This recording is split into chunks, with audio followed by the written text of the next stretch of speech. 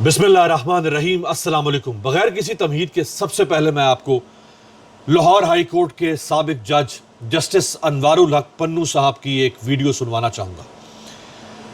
इससे खूबसूरत, इससे दबंग, इससे क्लियर, वाज़े, वाशगाफ, दो टोक, बेलाग गुफ्तगू नहीं हो सकती जो लाहौर हाई कोर्ट के साबिक जज जस्टिस अनवारुल हक पन्नू ने इस निज़ाम के बारे में की है। ये सुने। हम झूठे हैं, हम दगाबाज हैं, हमारी वैल्यू सिस्टम अपनी ज़मीन की अथाह गहराइयों में जा चुका है, इसलिए इससे किसी किस्म की तवक्को फौरी तौर पर कई नए सूबे बना लें, लोकल गवर्नमेंट ले आएँ, कोई चांस बेहतरी का नहीं है।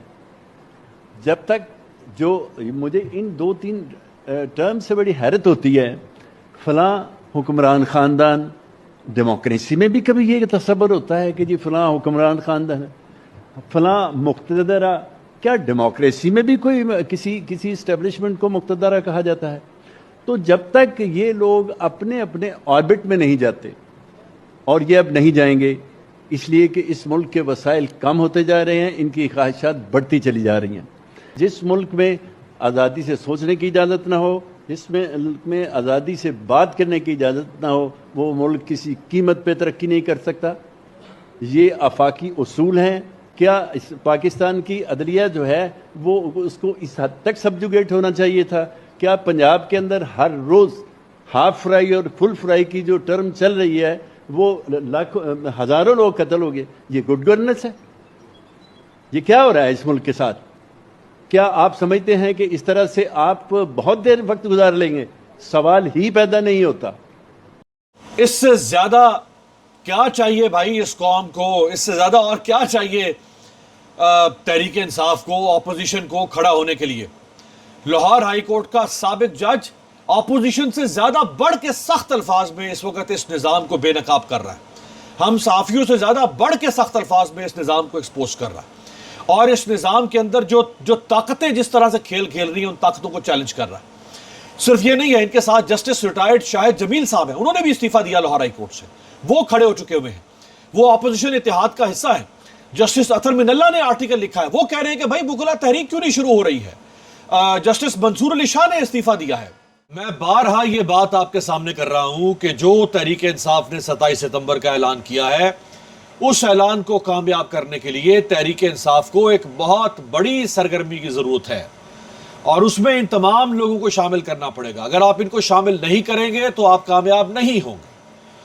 आपको उसके लिए आप ये मत देखें कि आपको आज इमरान खान को रिहा करवाना है। आपको इमरान खान को रिहा करवाना है। आपको पाकिस्तान में आईन, अदलिया और जमहूरियत को बहाल करवाना है।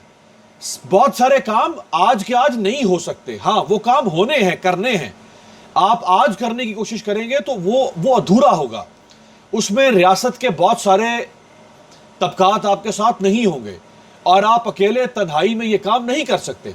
अगरचे सलमान अकरम राजा साहब ने कल ये ऐलान किया है कि हम जब आएंगे 27 सितंबर को, तो हम एक दिन के लिए नहीं आ रहे, बल्कि हम अपने मुतालबात मंजूर करवा कर जाएंगे। तो नहीं हो सकता ये, सॉरी टू से, नहीं मुतालबात आपके मंजूर होंगे अगर आपने वो तैयारी ना की, जो इस वक्त मुल्क गिर तहरीक की तैयारी है। वरना आप मुझसे बेहतर जानते हैं, सलमान अकरम राजा साहब, आप भी और सुहेल आफरीदी साहब भी, कि रियासत क्या है इस वक्त। ये वो नहीं है जो 1960 में था, जो ज़ियाउल हक के साथ और अयूब भुट्टो का मामला था, जो मुशर्रफ और नवाज शरीफ का मामला था। ये मामला मुख्तलिफ है। वो बहुत आसान मामला था, उस मामले को झीलना बहुत आसान था। ये बहुत आगे की बात हो चुकी हुई है। लिहाजा आपको देखें ना, अभी सरदार अख्तर मेंगल साहब, उन्होंने ट्वीट की है कि उनके एक फ्लैट के ऊपर, जो फ्लैट उन्होंने अपने गार्ड्स, अपने मुहाफिजों और अपने मुलाजमों के लिए किराए पर लिया हुआ था, उनके उस फ्लैट के ऊपर कल रात, उस अपार्टमेंट के ऊपर जो कि उनके घर के साथ है, वहां वो कहते हैं कि इंटेलिजेंस एजेंसीज ने रेड किया है। तमाम जो उनके गार्ड्स और मुलाजिम थे, उनसे मोबाइल फोन छीन लिए गए, उन्हें टॉर्चर का निशाना बनाया गया, उन्हें मारा गया, उन्हें अगवा कर लिया गया। उनमें से कुछ लोग वापस अभी तक नहीं आए, कुछ आ चुके हैं, اور وہ جو 13 ان کے ملازمین یا ان کے گارڈز تھے ان کے انہوں نے نام ان کی ولدیت تک ٹویٹ میں شیئر کر دی ہے کہ یہ لوگ ہیں جن کو اٹھایا گیا اور ان میں سے یہ ہیں جو واپس آ گئے، باقی ابھی تک واپس نہیں آئے۔ اب سردار اختر مینگل آپ کے ساتھ کھڑا ہونا چاہیے بھائی، اس کو آپ کے ساتھ کھڑے ہونا چاہیے، آپ کو ساتھ کھڑا کرنا پڑے گا۔ مولانا فضل الرحمان کی اور مخدوم جاوید ہاشمی کی کل ملاقات ہوئی ہے، اس ملاقات کی بڑی اہمیت ہے اس وقت۔ اگرچہ مخدوم جاوید ہاشمی کوئی لاکھوں لوگ نہیں نکال سکتے، ہزاروں لوگ نہیں نکال سکتے، وہ ایک بزرگ اور بیمار سیاستدان ہے، لیکن وہ پاکستان کا بہت بڑا سیاستدان ہے اس وقت۔ اس وقت جتنے حیات سیاستدان ہیں ان میں بہت بڑا ہے جاوید ہاشمی، اس کی قدر کریں۔ اگر مولانا فضل الرحمان اس کے پاس چل کے جا سکتا ہے تو آپ بھی چلے جائیں ان کے پاس، وہ ویسے ہی آپ کے ساتھ کھڑے ہوئے ہیں۔ وہ یہ نہیں کہہ رہے کہ آپ میرے پاس چل کر آئیں، اس وقت ان کو اپنے ساتھ کھڑے کرنے کی ضرورت ہے۔ وہ آپ کے کہے بنا عمران خان کے سب سے بڑے وکیل اس وقت بنے ہوئے ہیں، اس کے ساتھ ہونے والی زیادتی پر سب سے زیادہ آواز اٹھانے والوں میں مخدوم جاوید ہاشمی ہیں۔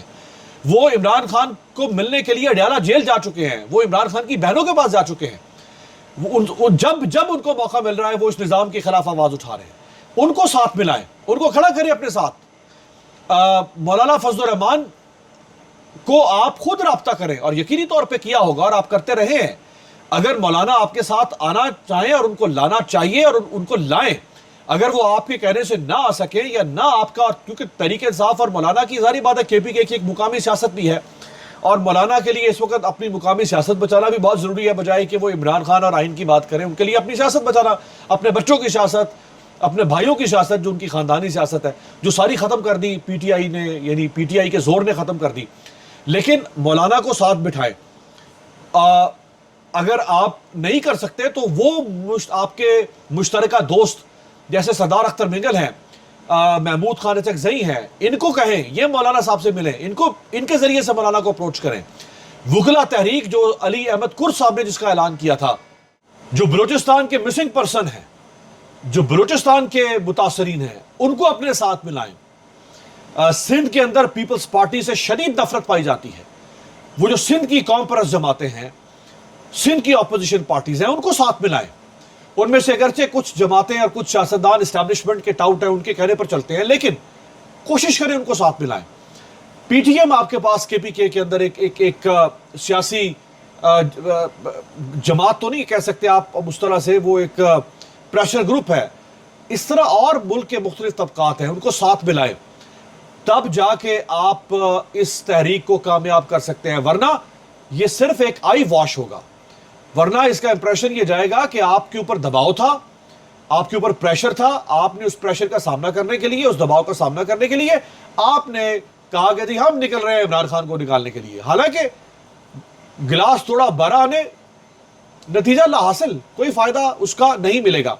یہ بھی یاد رکھیں کہ طاقت بھی استعمال ہوگی آپ کے خلاف، لیکن آپ جتنے کم نکلیں گے طاقت اتنی زیادہ استعمال ہوگی، جتنے منتشر ہوں گے طاقت اتنی زیادہ استعمال ہوگی، جتنا اتحاد ہوگا آپ میں اور جتنے آپ یک زبان ہو کر نکلیں گے اتنی طاقت آپ کے خلاف کم استعمال ہوگی۔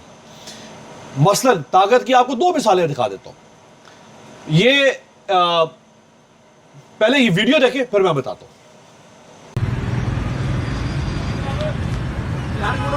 کھولو بوا جی، میری جیکٹ نہ آئی تو میں کیا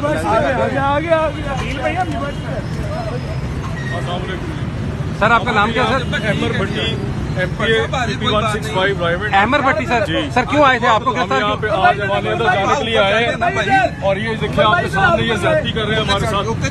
ایک منٹ یار، ریلیکس کرو، ریلیکس کرو، میں کوئی مزاحمت کر رہا ہوں یا میں کوئی قانون توڑا ہے؟ میں نے ریلیکس کرو، تسی ریلیکس کرو، ایک منٹ پلیز ریلیکس کرو۔ یہ ان سے پوچھ گیا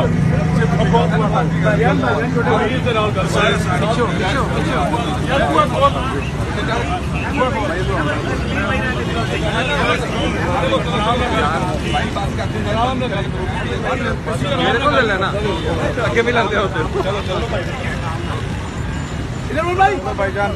یہ جناب احمد نہیں احمر رشید بھٹی صاحب ہیں، یہ رائمنڈ لاہور سے ان کا تعلق ہے۔ کینیڈا سے یہ اعلیٰ تعلیم حاصل کر کے واپس آئے، انہوں نے سی ایس ایس کیا، سول سروس جوائن کی، سول سروس چھوڑ کر سیاست میں آئے، تحریک انصاف کے ٹکٹ پر رائے سے ایم پی اے منتخب ہوئے, اور یہ ابھی لاہور میں جو پروٹیسٹ ہوا پی ٹی آئی کا, اس میں انہیں گرفتار کیا اور آپ نے دیکھا کہ ان کے ساتھ کیا سلوک ہو رہا ہے. یہ جرم ہے اس ملک میں سیاست کا. ایک آدمی باہر سے چھوڑ کے واپس آیا, سی ایس ایس کیا, سی ایس ایس چھوڑ کے دوبارہ سیاست میں آیا, اور اس کے ساتھ یہ ہو رہا ہے. یہ ہے پاکستان کا سیاستدان. گالی بنا دیا اپنے سیاست کو, پاکستان میں جرم بنا دیا. یہ وہ سیاستدان ہے جو رکن اسمبلی ہے, جس نے آپ کے اور میرے حق کے لیے قانون بنانا تھا, حفاظت کرنی تھی ہماری. ہمیں کچھ ہو ہم ان کی طرف دیکھیں. آج وہ ہماری طرف دیکھ رہے ہیں کہ یار آؤ بچاؤ ہمیں. آج ان کو اپنی حفاظت کے لیے کسی کی ضرورت پڑ گئی ہے. عبداللہ ممتاز کانو یہ تحریک انصاف کے ٹکٹ ہولڈر تھے 2024 کے الیکشن میں, سرگودا سے, بیرسٹر ہیں, باہر سے پڑھ کر آئے ہیں, ایک سیاسی خاندان سے ہیں. ان کے یہ 5 اگست کو جو تحریک انصاف نے احتجاج کیا ہے, ان کے گھر اور سیکریٹریٹ پر پولیس نے دھاوا بولا ہے, توڑ پھوڑ کی ہے, خوف و ہراس. یہ صرف میں نے آپ کو 2 ایسے ہی سرسری مثالیں بتائی ہیں, ابھی حال کی, 4 دن پہلے کی. اس طرح کے بہت سے واقعات ہوئے ہیں یہ ابھی 4 دن پہلے. آپ کیا کرنا چاہتے ہیں؟ یہ احمد رشید بھٹی یہ کینیڈا سے واپس پاکستان آئے پڑھ کے, کیا یہ واپس آ کے بی ایل اے جوائن کر لیتے پھر ٹھیک تھا؟ یہ بیرسٹر کالو صاحب جو ہیں, یہ سیاست کرنے کے بجائے خود کو حملہ آوروں کو ٹرین کرنا شروع کر دیتے, ان کی ہیچریز بنا لیتے, یہاں ڈرگ لارڈ بن جاتے, لینڈ مافیا بن جاتے, بدماش بن جاتے, اسلحے کی جعلی فیکٹری کھول لیتے. وہ ٹھیک تھا؟ میرا خیال ہے آپ کا علاج یہی ہے کہ لوگوں کو یہی کرنا چاہیے.